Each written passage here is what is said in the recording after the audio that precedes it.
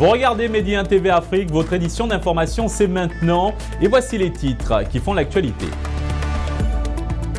En Côte d'Ivoire, une opération de rapatriement de migrants en provenance de Libye, alors que l'onde de choc provoquée par les révélations de CNN continue d'ébranler les opinions publiques en Afrique et dans le reste du monde. L'Afrique fait confiance à l'Afrique, c'est le thème retenu pour la deuxième édition du sommet africain du commerce et de l'investissement qui se déroule actuellement à Ifran, au Maroc. Et au Kenya, la Cour suprême a validé la réélection du président Uhuru Kenyatta lors de la présidentielle du 26 octobre, un jugement accueilli par de nouvelles manifestations de partisans de l'opposition, dans lesquelles 2 personnes ont été tuées par balle. Soyez les bienvenus sur Medi 1 TV Afrique. En Côte d'Ivoire, donc, une nouvelle opération de rapatriement de migrants en provenance de Libye a eu lieu. Parmi eux, beaucoup de femmes et de mineurs.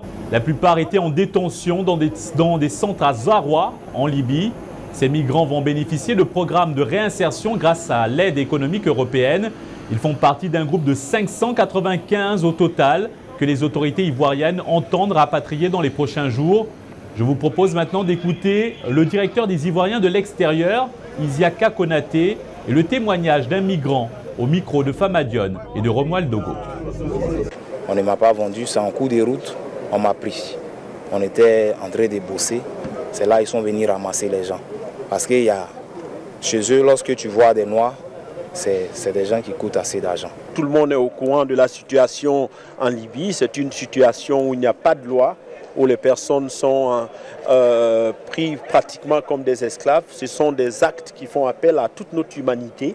Et en tant que pays très responsable, la Côte d'Ivoire a commencé depuis 2015 à rapatrier les Ivoiriens de la Libye. Le premier contingent est parti de la Libye le 27 novembre 2015 et c'était avec 44 personnes. C'est une politique très engagée où nous avons envie que les migrants soient protégés. Et le président nigérien Mahamadou Issoufou a demandé à ce que le sujet soit mis à l'ordre du jour du sommet Union africaine, Union européenne prévu les 29 et 30 novembre à Abidjan en Côte d'Ivoire. Il a appelé hier soir la Cour pénale internationale à se saisir du dossier sur la vente de migrants africains comme esclaves en Libye. Récit Soa Abouta. Nous n'avons plus le droit de faire comme si nous ne voyions rien. Nous n'avons plus le droit de détourner les regards. Nous avons le devoir de nous attaquer aux causes profondes de cette tragédie. C'est ce qu'a déclaré Mahamadou Issoufou, le président du Niger, qui a saisi l'occasion pour lancer un appel à la Cour pénale internationale suite aux révélations récentes du marché aux esclaves en Libye. Il a demandé à ce que le dossier soit mis à l'ordre du jour du sommet entre l'Union africaine et l'Union européenne, prévu à la fin du mois à Abidjan. Le secrétaire général de l'ONU, Antonio Guterres, s'est dit horrifié, jugeant que ceux qui en sont à l'origine pourraient être traduits en justice pour de possibles crimes contre l'humanité.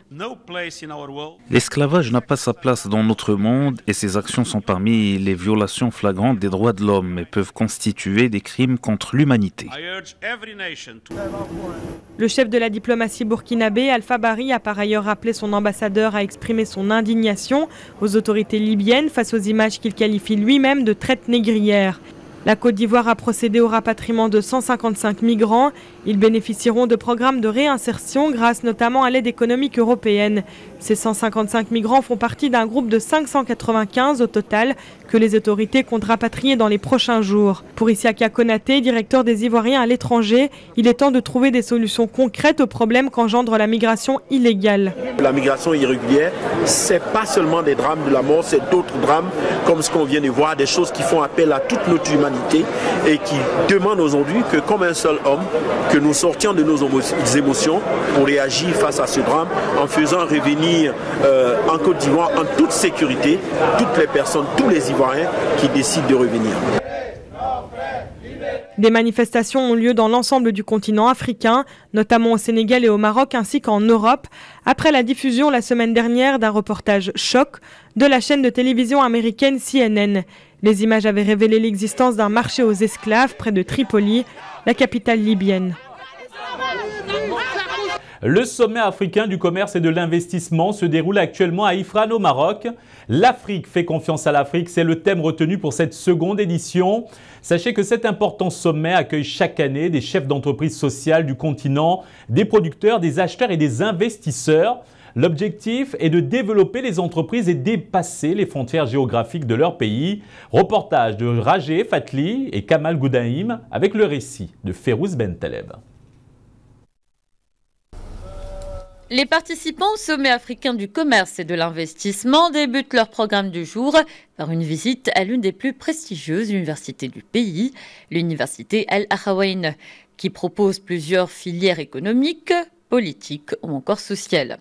S'en est suivi le coup d'envoi officiel des travaux de cette deuxième édition, placée sous le thème « L'Afrique fait confiance à l'Afrique ».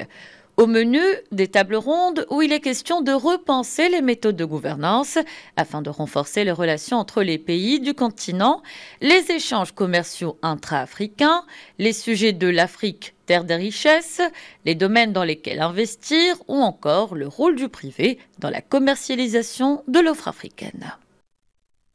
L'importance de ce forum est d'être l'une des quelques plateformes africaines qui permettent aux Africains de se retrouver entre eux. C'est un événement qui réunit plus de 150 participants, chefs d'entreprise de différents secteurs d'activité qui viennent de plusieurs pays d'Afrique. L'objectif est de créer un espace d'échange, de rencontres et de partage d'expériences entre ces opérateurs. Notre objectif ultime est de leur permettre de se connaître pour se faire confiance et travailler ensemble. Lors des 3 jours de ce forum, quelques 150 chefs d'entreprise, producteurs, acheteurs ou encore investisseurs auront plusieurs occasions de rencontres, d'échanges et de débats dans l'objectif de développer leur entreprise et dépasser les frontières géographiques de leur pays pour faire de l'Afrique leur terrain de jeu.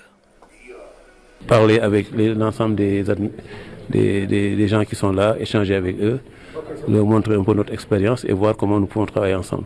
Parce que je crois qu'il faut que le développement se fasse entre Africains, comme d'ailleurs le stipule cette organisation.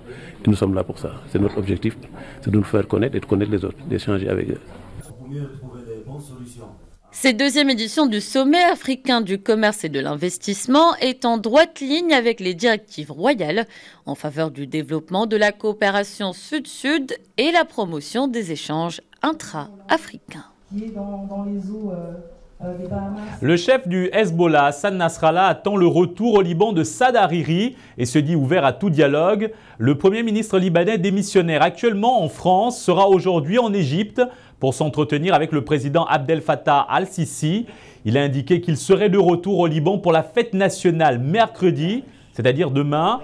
Hier, le chef du Hezbollah a nié en bloc les accusations à l'encontre du mouvement chiite libanais formulé par la Ligue arabe sur le tir le 4 novembre dernier d'un missile balistique depuis le Yémen sur l'aéroport international de Riyad, revendiqué par les rebelles chiites houthis. En Europe maintenant et précisément en Allemagne, Angela Merkel cherche une issue à la crise après son échec à former un gouvernement. En l'état actuel des choses, des élections anticipées semblent la solution la plus probable. La dirigeante allemande a exclu l'idée d'un gouvernement minoritaire et ses anciens alliés sociaux-démocrates ont refusé toute coalition sous l'égide de la chancelière. Faute d'accord, les Allemands pourraient donc devoir retourner aux urnes début 2018 alors qu'ils venaient fin septembre d'élire leurs députés. Hier, Angela Merkel a assuré que des élections anticipées étaient préférables à un gouvernement minoritaire. Elle se dit d'ailleurs prête à être candidate et porter de nouveau les couleurs de la CDU. L'ancien ministre sénégalais des Affaires étrangères, Cheikh Tidiane Gadio, a été arrêté à New York. Lui est le responsable d'une ONG basée à Hong Kong et en Virginie. Shipping Patrick O sont accusés par la justice américaine d'avoir corrompu des hauts fonctionnaires au Tchad et en Ouganda pour obtenir des avantages commerciaux pour une compagnie pétrolière et gazière chinoise en violation de la loi sur les pratiques de corruption à l'étranger. La Cour suprême du Kenya a validé la réélection du président Uhuru Kenyatta lors de la présidentielle du 26 octobre, un jugement accueilli par de nouvelles manifestations de partisans de l'opposition, dans lesquelles 2 personnes ont été tuées par balle. Plus de détails avec ce récit d'Anissa Araou. Il s'agissait sans doute du jugement le plus attendu de l'année. Les juges de la Cour suprême du Kenya se sont réunis et ont rejeté les 2 recours demandant l'invalidation de l'élection présidentielle du 26 octobre. La Cour a décidé à l'unanimité que les recours ne sont pas fondés. En conséquence, l'élection présidentielle du 26 octobre est validée et la réélection de M. Kenyatta est confirmée.